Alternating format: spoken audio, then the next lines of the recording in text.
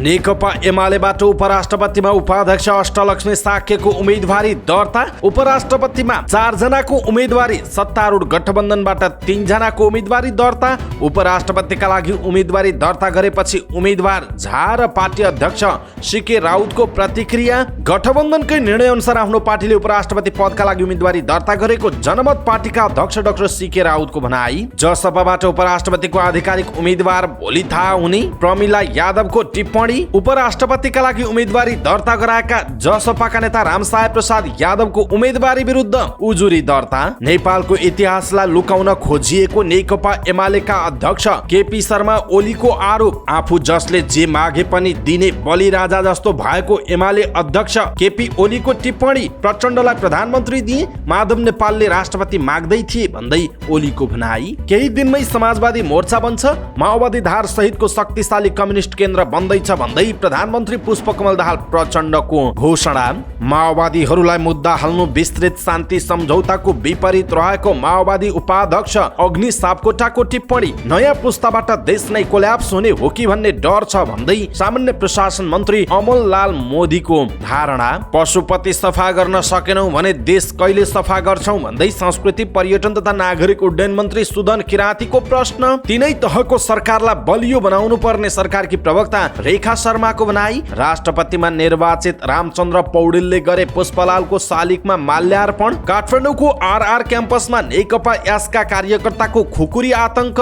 Ribbon काट्ने कैँचीलाई खुकुरी भनियो, क्याम्पस प्रशासन एकपक्षी भयो भन्दै नेकपा एस निकट अनेरा समूहका अध्यक्ष सुदेश पराजुलीको दाबी। त्रिभुवन विश्वविद्यालयको स्वतन्त्र विद्यार्थी युनियनको निर्वाचन आङ्गिक क्याम्पसमा बढी मतदाता, सबैभन्दा धेरै पोखराको पिएन क्याम्पसमा। देशभरको मौसम बदली, चट्याङ सहित पानी पर्ने सम्भावना रहेको मौसम पूर्वानुमान महाशाखाको भनाई। दिल्लीमा मनाइयो नेपाली सेना दिवस। आगलागीमा परि उदयपुरमा एकै घरका 2 बालबालिकाको मृत्यु। चालु आर्थिक वर्षको अर्धवार्षिक समीक्षा अवधिमा नेपालको 20 खर्ब 70 अर्ब ऋण अझै तिर्न बाँकी। भारतको बेंगलोरका लागि उड्ने तयारीमा रहेको नेपाल एयरलाइन्सको जहाजमा रहेकी एक महिला 81 रुन थालिन्। महिलालाई ओह्रालेर 1 घण्टापछि जहाज उड्यो। बढ्दो ब्याज दरका कारण अमेरिकाको सिलिकन भ्याली बैंक बन्द र चीनका राष्ट्रपति सी जिनपिङका विश्वासपत्र ली चियाङ बने चीनका नयाँ प्रधानमन्त्री।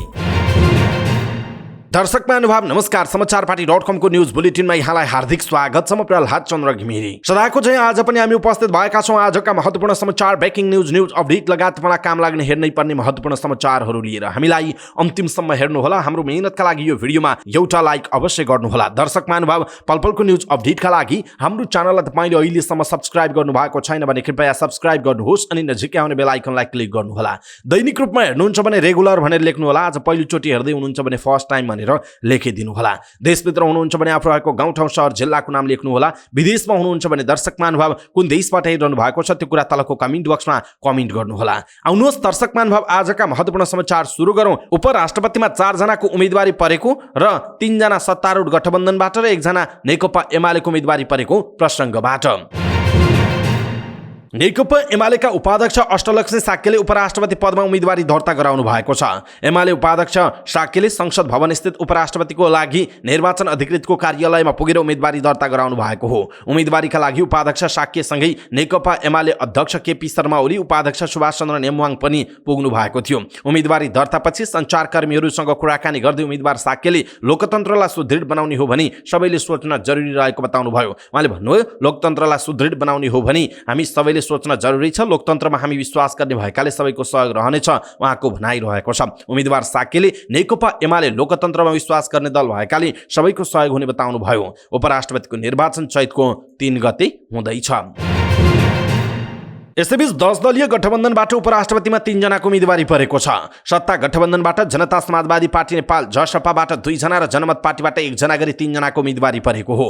जसपाबाट जसपा संसदीय दलका नेता रामसाय प्रसाद यादव र प्रमिला यादवको उम्मेदवारी दर्ता भएको हो। प्रमिला यादवको प्रस्तावकमा रन्जु झा, मृगेन्द्र कुमार सिंह यादव, नवल किशोर शाह, दीपक कार्की, राजकिशोर यादव रहनु भएको छ भने समर्थकमा अनिता देवकोटा, विमला सुवेदी, सीता गुरुङ, जयन्ती राई, मनिष सुमन रहनु भएको छ। त्यस्तै रामसहाय प्रसाद यादवको प्रस्तावकमा जसपा नेता अशोक कुमार राई, प्रदीप यादव, किसान श्रेष्ठ, शक्ति बस्नेत, रमेश जङ रायमाझी रहनु भएको छ भने समर्थकमा रेखा यादव, अम्बिका काफ्ले, प्रकाश ज्वाला, खिमलाल देवकोटा, भानुभक्त जोशी रहनु भएको छ। त्यस्तै 10 दलीय गठबन्धनबाट नै जनमत पार्टीकी नेता ममता झाले पनि उपराष्ट्रपति पदका लागि उम्मेदवारी दर्ता गराउनु भएको छ। 10 दलीय गठबन्धनबाट उहाँले पनि उपराष्ट्रपति पदमा उम्मेदवारी दिनुभएको हो। उहाँको प्रस्तावकमा अब्दुल खान, अनिता देवी, गंगाराम चौधरी, अभिराम शर्मा, रूपा कुमारी यादव रहनु भएको छ भने समर्थकमा गोमालाम सापकोटा, विनिता कुमारी सिंह, बसन्त कुमार कुशवाहा, रामप्रकाश चौधरी, रानी कुमारी तिवारी रहनु भएको छ। यता नेकपा एमालेबाट उपाध्यक्ष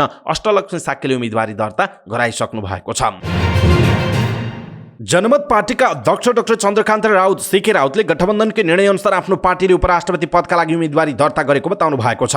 जनमत पार्टीको तर्फबाट उपराष्ट्रपति पदका लागि ममता झाले उम्मेदवारी दर्ता गरेसँगै सञ्चारकर्मीहरूसँग कुराकानी गर्दै अध्यक्ष राउतले गठबन्धनकै निर्णय अनुसार जनमत पार्टीको उम्मेदवारी दर्ता गराएको बताउनुभयो। उहाँले गठबन्धनभित्र उपराष्ट्रपतिका लागि 3 जनाको उम्मेदवारी दर्ता गर्ने र साझा उम्मेदवार बनाउनका लागि छलफल जारी राख्ने कुरा भएको बताउनुभयो। उहाँले गठबन्धनभित्र आफ्नो पार्टीकै उम्मेदवारलाई साझा उम्मेदवार बनाउने निर्णय हुनेमा विश्वास व्यक्त गर्नुभयो। आफ्नो पार्टीको उम्मेदवारलाई गठबन्धनको साझा उम्मेदवार नबनाए पनि आफूहरूले उम्मेदवारी फिर्ता नलिने उहाँको भनाइरहेको छ।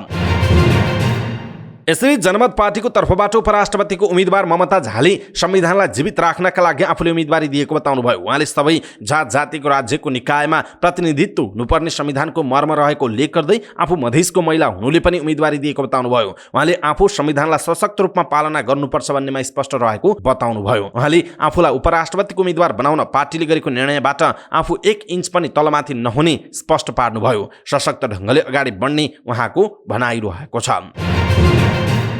जनता समाजवादी पार्टी नेपालको तर्फबाट उपराष्ट्रपतिमा उम्मेदवारी दिनुभएकी प्रमिला यादवले आफ्नो पार्टीको आधिकारिक उम्मेदवार को हुने भन्ने आइतबार थाहा हुने बताउनु भएको छ। शनिबार उपराष्ट्रपतिका लागि जसपाबाट रामसहाय प्रसाद यादव र प्रमिला यादव गरी 2 जनाको उम्मेदवारी दर्ता भएको छ। आफ्नो उम्मेदवारी दर्ता गरेसँगै उम्मेदवार प्रमिला यादवले जसपाको तर्फबाट 2 जनाको उम्मेदवारी परेको भन्दै आधिकारिक उम्मेदवार को हुने भन्ने भोलि थाहा हुने बताउनुभयो। उहाँले आफूले चुनावसम्मकै लागि उम्मेदवारी दिएको उल्लेख गर्दै जित्नका लागि उम्मेदवारी दिएको बताउनुभयो। आफ्नो पार्टीको 2 जनाको उम्मेदवारी परे पनि पार्टीले गर्ने निर्णयलाई आफूले मान्ने उहाँको भनाइरहेको छ। उपराष्ट्रपतिका लागि उम्मेदवारी दर्ता गराएका जनता समाजवादी पार्टीका नेता रामसहाय प्रसाद यादवको उम्मेदवारी संविधान र कानून विपरीत रहेको भन्दै नेकपा एमालेले उजुरी दिएको छ। उपराष्ट्रपति पदका लागि एमालेबाट उम्मेदवारी दिनुभएकी अष्टलक्ष्मी साक्य बौराको प्रतिनिधि एवं सांसद महेश बर्तौलाले नयाँ भानेश्वर स्थित निर्वाचन अधिकृतको कार्यालयमा उजुरी दर्ता गर्नुभयो। राष्ट्रपतिमा पुरुष निर्वाचित भइसकेकाले उपराष्ट्रपति पनि पुरुष हुन नहुने भन्दै एमालेले जसपाका उम्मेदवार यादव विरुद्ध उजुरी दिएको हो। साथै यादवको उम्मेदवारी कानून विपरीत रहेको एमालेको दाबी छ। नेपालको संविधानको धारा 70ले राष्ट्रपति र उपराष्ट्रपति फरक लिङ्ग वा समुदायको हुनुपर्ने व्यवस्था गरेको अवस्थामा बिहीबार नै राष्ट्रपतिमा पुरुष निर्वाचित भइसकेको, राष्ट्रपति पदमा खस आर्य समुदायबाट पुरुष निर्वाचित भइसकेको अवस्थामा उपराष्ट्रपति पदमा खस आर्य समुदायको पुरुष बाहेक मात्र उम्मेदवार हुन सक्छ उहाँको भनाइ छ। त्यसैले सो पदमा पुरुष उम्मेदवार हुन सक्दैन र समानुपातिक समावेशी प्रतिनिधित्वको व्यवस्था बमोजिम राष्ट्रपति पुरुष बनिसकेकाले महिलालाई उपराष्ट्रपति पदमा उम्मेदवार मनोनयन हुने व्यवस्था मिलाउन संविधान, कानून र समावेशीकरणको सिद्धान्त अनुरूप अनिवार्य रहेको उजुरीमा उल्लेख छ। यद्यपि जसपाबाट उम्मेदवारी दिएका यादवको नाममा शुक्रबार नै प्रश्न उठ्न थालेपछि जसपाबाटै प्रमिला यादवले पनि उपराष्ट्रपतिमा उम्मेदवारी दर्ता गराउनु भएको छ। 9 दलीय गठबन्धनका शीर्ष नेताहरूले कांग्रेसलाई राष्ट्रपतिमा निर्वाचित गरेर जसपालाई उपराष्ट्रपतिमा सहयोग गर्ने सहमति गरेका थिए। एमालेबाट भने उपराष्ट्रपतिमा साक्यले उम्मेदवारी दर्ता गराउनु भएको छ। उपराष्ट्रपति निर्वाचनको तयारीका सन्दर्भमा आइतबार उम्मेदवारको नाम फिर्ता लिने र अन्तिम नावली प्रकाशन गर्ने कार्यतालिका छ। त्यस्तै चैतको 3 गते उपराष्ट्रपतिको निर्वाचन हुँदैछ। नेकपा एमालेका अध्यक्ष केपी शर्मा ओलीले नेपालको इतिहासलाई लुकाउन खोजिएको बताउनुभयो। नेक्सस इन्टरनेसनल एकाडेमीको भवन शिलान्यास कार्यक्रममा बोल्दै उहाँले यस्तो बताउनु भएको हो। उहाँले नेपाल भूमिबाट नै विभिन्न ज्ञानको उत्पत्ति भए पनि त्यसलाई लुकाउन खोजिएको बताउनुभयो। उहाँले नेपालीहरू बहादुर मात्रै नभई बुद्धिमानी पनि रहेको बताउनुभयो। उहाँले नेपालका पुर्खाहरू जति विद्वान अन्य कतै नरहेको दाबी समेत गर्नुभयो। उहाँले वेदव्यास, ऋषि विश्वामित्र, कपिल मुनि, गौतम बुद्ध, पाणिनीको उदाहरण दिँदै उनीहरूको बारेमा नेपालीहरूलाई बुझाउन आवश्यक रहेको बताउनुभयो। उहाँले नेपाल इतिहासमा पनि विद्वानहरूको भूमि भएको र भविष्यमा पनि विद्वानहरूको भूमि हुने बताउनुभयो। उहाँले नेपाल ज्ञानको उत्पत्ति बिन्दु भए पनि पाश्चात्य शिक्षाको प्रभावले ओझेलमा पारिएको बताउनुभयो। अध्यक्ष ओलीले नेपाल जस्तो पवित्र भूमि र ज्ञानको प्रारम्भ भएकाले नेपाल ऐतिहासिक भूमि भएको बताउनुभयो। दर्शक महानुभाव, नेकपा एमालेका अध्यक्ष केपी शर्मा ओलीको यो भनाइप्रति तपाईको धारणा के छ? आफ्नो धारणा तलको कमेन्ट बक्समा कमेन्ट गर्नुहोला। नेकपा एमालेका अध्यक्ष केपी शर्मा ओलीले आफूले जसले जे मागे पनि दिने बलि राजा जस्तो भएको टिप्पणी गर्नुभयो। पार्टीको महिला संगठनको कार्यक्रममा उहाँले प्रचण्डले प्रधानमन्त्री माग्दा दिएको र माधव नेपालले पनि राष्ट्रपति मागेको बताउनुभयो। म बलि राजा जस्तो मान्छे हो जसले जे मागे पनि दिने। प्रचण्ड आए, प्रधानमन्त्री मागे दिए, माधवजीले राष्ट्रपति माग्दै हुनुहुन्थ्यो, खाने भए खाउँ भनेको हो उहाँले भन्नुभयो। तर पहिले पार्टीमा त आउनु पर्यो नि, पानी मिलाउनु पर्यो, पार्टीमा प्रतिबद्धता हुनु पर्यो, सप्रिने भए विचार गर्नु पर्यो भनेको हो। तर माधव नेपालले प्रचण्डले राष्ट्रपति प्रस्ताव गर्दा अस्वीकार गरेको र कांग्रेसकै राष्ट्रपति हुनुपर्ने भनी सार्वजनिक अभिव्यक्ति दिएको ओलीले टिप्पणी गर्नुभयो। प्रचण्ड र माधव नेपाल वामपन्थी राष्ट्रपति भई देश खत्तम हुन्छ भनेर लागेको ओलीले बताउनुभयो। प्रचण्ड त नाको छोडेर रोएका थिए, वामपन्थी राष्ट्रपति हुनै हुँदैन, देश खत्तम हुन्छ भनेर भनेका थिए ओलीले भन्नुभएको छ। प्रधानमन्त्री एवं नेपाल कम्युनिस्ट पार्टी माओवादी केन्द्रका अध्यक्ष पुष्पकमल दाहाल प्रचण्डले केही दिनमै समाजवादी मोर्चा निर्माण गर्ने घोषणा गर्नु भएको छ। पार्टी केन्द्रीय कार्यालय पेरिस टाढामा मध्य प्रदेशमा कार्यरत पार्टी केन्द्रीय सदस्यहरूको बैठकलाई सम्बोधन गर्दै उहाँले समाजवादी मोर्चा बनाएर कम्युनिस्टहरूको बृहत्तर एकताका लागि बहस सुरु गरिने बताउनुभयो। जनयुद्ध र जनआन्दोलनका मुद्दा सम्बोधन भइसकेका छैनन्, शान्ति प्रक्रिया टुङ्गोमा पुगिसकेको छैन। उहाँले भन्नुभयो, शान्ति प्रक्रिया र संक्रमणकालीन न्यायको सिद्धान्तका आधारमा राजनीतिक निकास तुन्ने जिम्मेवारी हाम्रो काँधमा छ। यसका निम्ति समाजवादी शक्तिहरूको सहकार्य र एकता जरुरी छ उहाँको भनाइ छ। माओवादी धारका कम्युनिस्ट घटकहरूबीच छलफल भइरहेको उल्लेख गर्दै उहाँले शान्ति प्रक्रिया र संक्रमणकालीन न्याय सम्बन्धी विषय सत्य निरूपण तथा मेलमिलापको माध्यमबाट टुङ्गो लगाउनु पर्नेमा सबै एकमत रहेको बताउनुभयो। प्रचण्डले समाजवादी मोर्चा भनेपछि कम्युनिस्ट पार्टीहरूको एकताका निम्ति नयाँ आधार सृजना गर्ने र त्यसको पहल माओवादीहरूले नै गर्नुपर्ने बताउनुभयो। उहाँले भन्नुभयो, एमाले भित्र पनि ठूलो पंक्ति वामपन्थीहरूको एकताको पक्षमा छ। हिजोको नेकपा फेरि पुनर्स्थापित गर्नुपर्छ भन्ने मत पनि त्यहाँ छ। त्यो मत क्रान्तिको हितमा छ, कम्युनिस्ट आन्दोलनको हितमा छ। त्यसैले हामीले नै एकताको अग्रसरता लिनुपर्छ उहाँको भनाइरहेको छ। नेकपा माओवादी केन्द्रका उपाध्यक्ष अग्नि सापकोटाले संक्रमणकालीन न्यायसँग सम्बन्धित विषयहरू विस्तृत शान्ति सम्झौताको मर्म र भावना अनुसार अगाडि बढाउनु पर्ने बताउनुभयो। जनकपुरमा सञ्चारकर्मीहरूसँग कुराकानी गर्दै उपाध्यक्ष सापकोटाले नेपाल सरकार र तत्कालीन माओवादी पार्टीका बीचमा 2063 साल मक्सिर 5 गते भएको विस्तृत शान्ति सम्झौता अनुसार संक्रमणकालीन न्यायको विषय अगाडि बढ्नुपर्ने बताउनु भएको हो। उहाँले विस्तृत शान्ति सम्झौतामा सत्य निरूपण तथा मेलमिलाप आयोग गठन गरेर शान्ति प्रक्रियाका काम टुङ्ग्याउने भनिएको उल्लेख गर्दै सोही अनुरूप हुनुपर्ने बताउनुभयो। उहाँले द्वन्द्वकालका घटनाहरूको मुद्दा सर्वोच्च अदालतमा दर्ता हुनु विस्तृत शान्ति सम्झौताको विपरीत भएको बताउनुभयो। उहाँले देशमा प्राप्त भएका राजनीतिक उपलब्धिहरूलाई उल्ट्याउने कोसिस भएमा नेपाली जनताले त्यसको प्रतिरोध गर्ने बताउनुभयो। उहाँले विस्तृत शान्ति सम्झौताको गम्भीरता र राष्ट्रमा त्यसले पार्ने प्रभावका बारेमा चिन्तन गर्दै त्यसै अनुसार समाधान गर्नुपर्नेमा जोड दिनुभयो।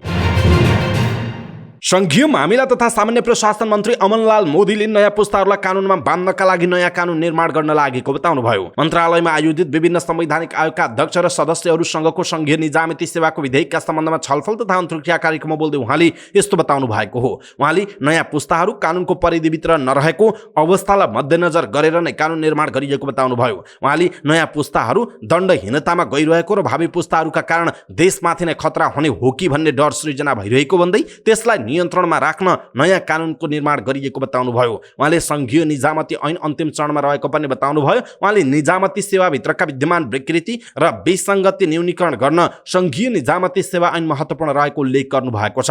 उहाँले तुलनात्मक रूपमा अझै पनि निजामती सेवाभित्र पहुँचविहीन कर्मचारीहरू रहेको भन्दै उनीहरूलाई अवधिभर विकट क्षेत्रमा बसेर सेवा गर्नुपर्ने बाध्यात्मक अवस्था रहेकाले आवाजविहीनहरूलाई न्याय दिने गरी ऐन निर्माण गरिएको बताउनु भएको छ। छलफलमा राष्ट्रिय समावेशी आयोगका अध्यक्ष डाक्टर रामकृष्ण तिमिल सेनाले असहाय दलित नसक्ने वर्गलाई माथि ल्याउन गर्नै पर्ने काम चाँडो सम्पन्न गर्न सरकारलाई सुझाव पनि दिनुभएको छ।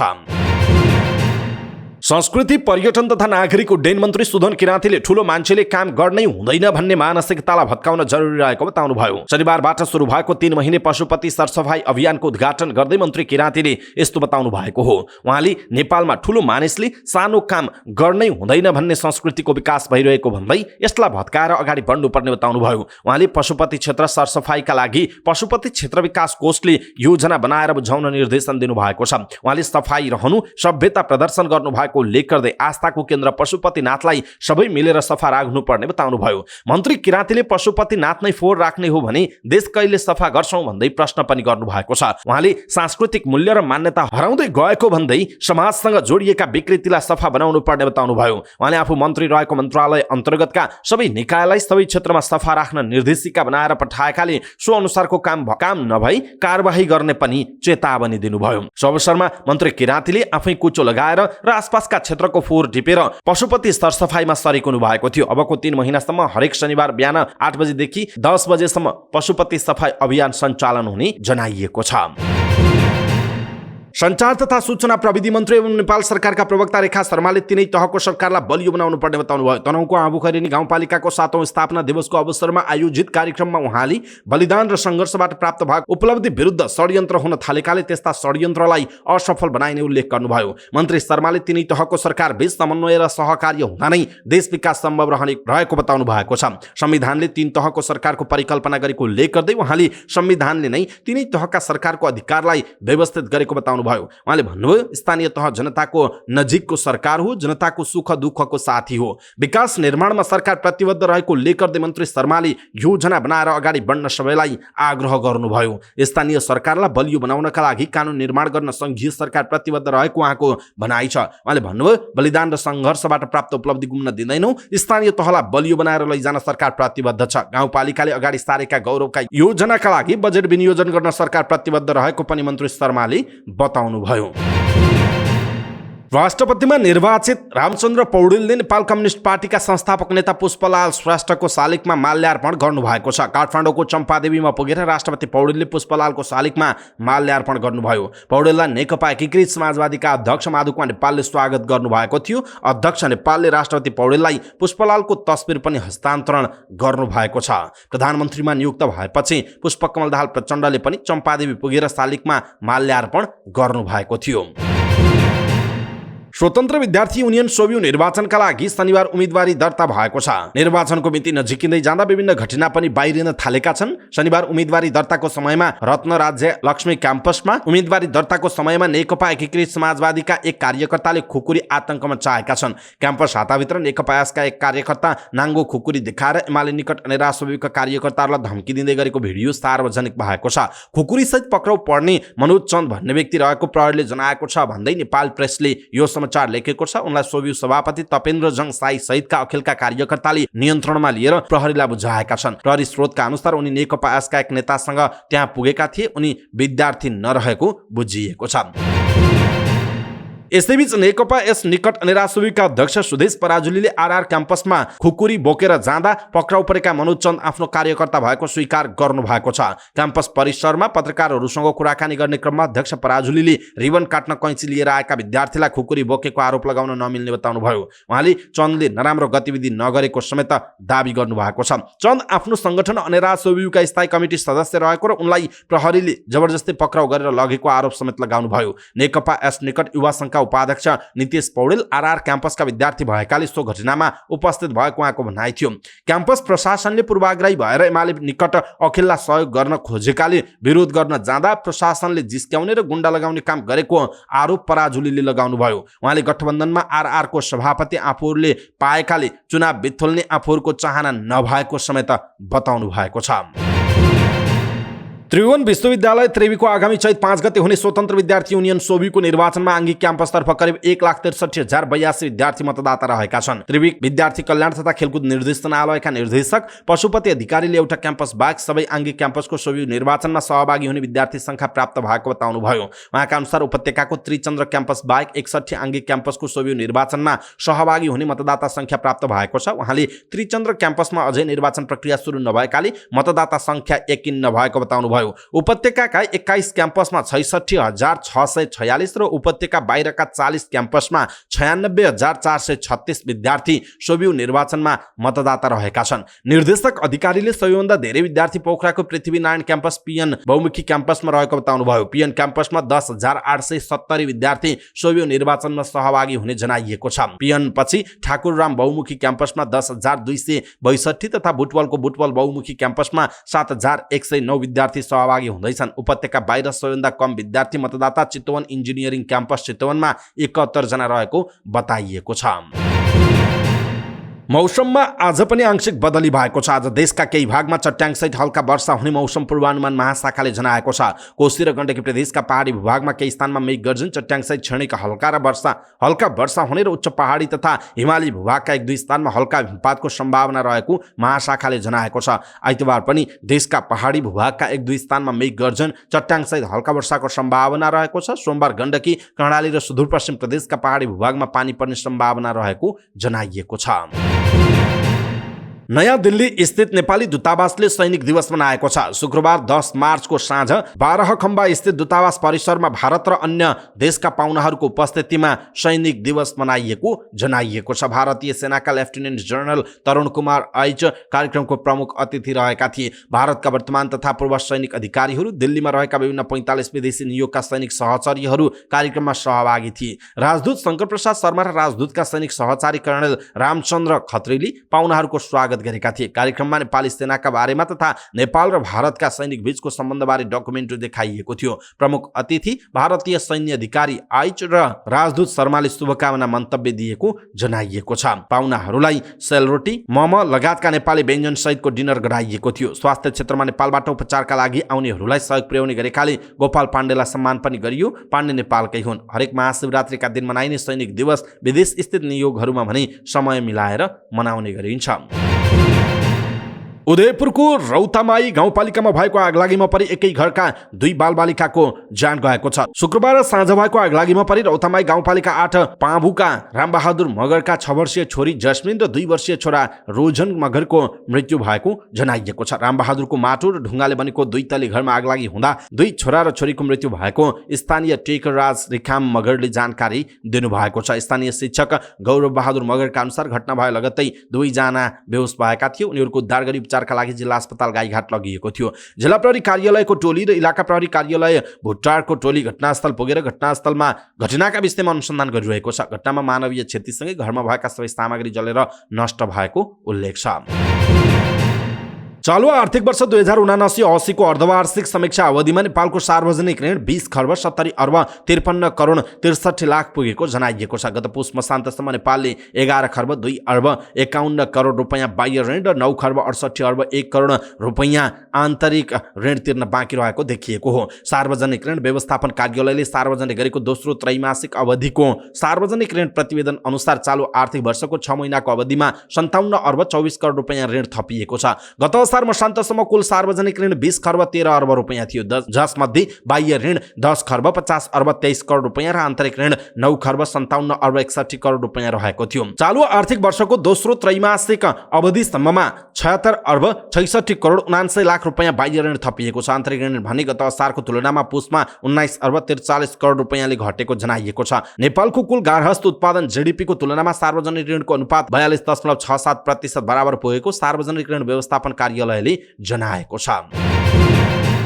भारतको बेंगलोरका लागि उड्ने तयारीमा रहेको नेपाल एयरलाइन्सको जहाजमा रहेकी एक महिला यात्रु रुन थालेपछि उनलाई ओह्रालिएको छ। जहाज उड्नु अघि रुवावासी गर्दै ओर्लिने भनेपछि ती महिला यात्रुलाई ओह्रालिएको त्रिभुवन विमानस्थल स्थित टिडिओको कार्यालयले जनाएको छ। ती महिला यात्रुलाई ओह्रालिए लगत्तै सबै यात्रुलाई पनि ओह्रालेर 1 घण्टा ढिलो गरी जहाज उडाइएको हो। RA 225 उडानमा रहेकी ती महिला यात्रु रोएपछि शनिबार दिउँसो 2 बजे उड्नुपर्ने उक्त विमान 1 घण्टा डिले गरी उडेको थियो। कार्यालयका अनुसार महिला रुन थालेपछि सबै 117 जना यात्रुलाई ओह्रालेर जहाजभित्र जाँच गरिएको थियो। उडान नियम अनुसार उड्ने बेला कोही यात्रुले जहाजभित्र यसै गरी जान इन्कार गरेमा सबै यात्रुलाई ओह्रालेर जहाज जाँच गरेर मात्र यात्रा गराइने टिडिओ कार्यालयले जनाएको छ। ती महिलाको भने उडान रद्द गरी ललितपुर स्थित उनकै घर फिर्ता पठाइएको छ। उनले घरमा कोही व्यक्ति बिरामी भएकाले भारत जान नसकेको कारण दिएकी थिइन्। अमेरिकी नियामक निकायले सिलिकन भ्याली बैंक बन्द गरिदिएको छ। बैंक गम्भीर आर्थिक समस्यामा परेपछि बचतकर्ताहरूको रकमको सुरक्षाका लागि बैंक बन्द गरेको अमेरिकी अधिकारीहरूलाई उद्धृत गर्दै बीबीसीले जनाएको छ। अमेरिकाको बैंकिङ क्षेत्रमा यस किसिमको समस्या सन् 2008 पछि पहिलोपल्ट आएको हो। उच्च ब्याज दरका कारण समस्यामा पर्दै गएको बैंकलाई जोगाउन आफ्नो सम्पत्ति बेच्न खोजेपछि बिहिबारदेखि बैंकको शेयर मूल्य घट्न थालेको थियो। शुक्रबार पनि शेयर मूल्यमा उच्च गिरावट आएपछि नियामक निकायले बचतकर्ताहरूको सुरक्षाका लागि भन्दै बैंक नै बन्द गरिदिएको हो। सिलिकन भ्याली बैंक गम्भीर समस्यामा परेपछि त्यसको असरले अमेरिकी शेयर बजारमा वाल स्ट्रिटका प्रमुख 4वटा बैंकको शेयर मूल्य बिहिबार एकै दिनमा 55 अर्ब अमेरिकी डलरले ओह्रालो लागेको छ। अमेरिकाका 4 ठूला बैंकहरूको शेयर मूल्य घट्ने क्रम शुक्रबार पनि कायम रह्यो। विज्ञहरूले बैंकहरूको अहिलेको समस्या बढ्दो ब्याज दरको कारण आएको बताएका छन्। चिनिया संसद जनकांग्रेसले राष्ट्रपति सी जिनपिङका विश्वासपात्र मानिएका ली चियाङलाई प्रधानमन्त्री बनाएको छ। राष्ट्रपति सी आफैले लीको नाम प्रस्ताव गरेका हुन्, जसलाई जनकांग्रेसले अनुमोदन गरेको छ। 63 वर्षीय ली व्यवसायको हितमा काम गर्ने राजनीतिज्ञका रूपमा परिचित छन्। ली सुरुवाती दिनमा चीनको क्षेत्रीय राजनीतिमा शीसँगै थिए। उनी पछि उपराष्ट्रपतिका रूपमा केन्द्रीय सत्तामा आएका हुन्। त्यसपछि उनी साङ्घाई पार्टी कमिटीको प्रमुखको भूमिकामा समेत थिए। शुक्रबार मात्रै सी तेस्रो पटक चीनको राष्ट्रपति बनेका थिए। शून्य कोभिड नीतिको असर चिनिया व्यावसायिक क्षेत्रमा परेको र निजी क्षेत्रसँग राम्रो सम्बन्ध भएकाले सीले लीलाई प्रधानमन्त्री बनाएको बुझिएको छ। लीले वर्तमान ली खच्याङलाई पदस्थापन गर्ने भएका छन्। उनी 10 वर्षदेखि चीनको प्रधानमन्त्री थिए। ली खच्याङ राष्ट्रपति सीकै प्रतिस्पर्धी समेत मानिन्छन्। उनी चिनिया कम्युनिस्ट पार्टीका पाका नेता तथा पूर्व राष्ट्रपति हु जिन्ताओ निकट समेत मानिन्छन्। हुलाई गत अक्टोबरको पार्टीको महाधिवेशनमा बीचमै हलबाट निकालिएको थियो। पेकिङ विश्वविद्यालयबाट अर्थशास्त्रमा उच्च शिक्षा हासिल गरेका उनले चीनको आर्थिक सुधारका लागि उल्लेख्य काम गरेका थिए। ली चियाङ गत महाधिवेशनबाटै चिनिया कम्युनिस्ट पार्टीको शक्तिशाली पोलिट ब्युरोमा बढुवा भएका हुन्। उक्त महाधिवेशनले सी निकट उनका विश्वासपात्रलाई नै पोलिट ब्युरोमा ल्याएको थियो, जसमा निवर्तमान प्रधानमन्त्री ली खच्याङ समेत अटाएका थिएनन्। 7 सदस्यीय पोलिट ब्युरोमा राष्ट्रपति सी सहित चाओ लेची, वाङ खुनिङ, ली चियाङ, साइची डिङ सियासियाङ र लीसी रहेको जनाइएको छ। अवस्था दर्शक महानुभाव, आजका महत्त्वपूर्ण समाचार, ब्रेकिङ न्यूज अपडेट लगायत तपाईँलाई काम लाग्ने हेर्नै पर्ने महत्त्वपूर्ण समाचारहरू यति नै हामीले प्रस्तुत गरेका यी समाचारहरूप्रति तपाईँको धारणा के छ? आफ्नो धारणा तलको कमेन्ट बक्समा कमेन्ट गर्नुहोला। हाम्रो मेहनतका लागि यो भिडियोमा एउटा सानो लाइक अवश्य गर्नुहोला। दर्शक महानुभाव, पलपलको न्यूज अपडेटका लागि हाम्रो च्यानललाई तपाईँले अहिलेसम्म सब्स्क्राइब गर्नुभएको छैन भने कृपया सब्स्क्राइब गर्नुहोस् अनि नजिकै आउने बेल आइकनलाई क्लिक गर्नुहोला। पलपलको न्यूज अपडेटका साथ फेरि हाम्रो भेट हुनेछ। तपाईँ समाचार पार्टी हेर्दै गर्नुहोस्। नमस्कार।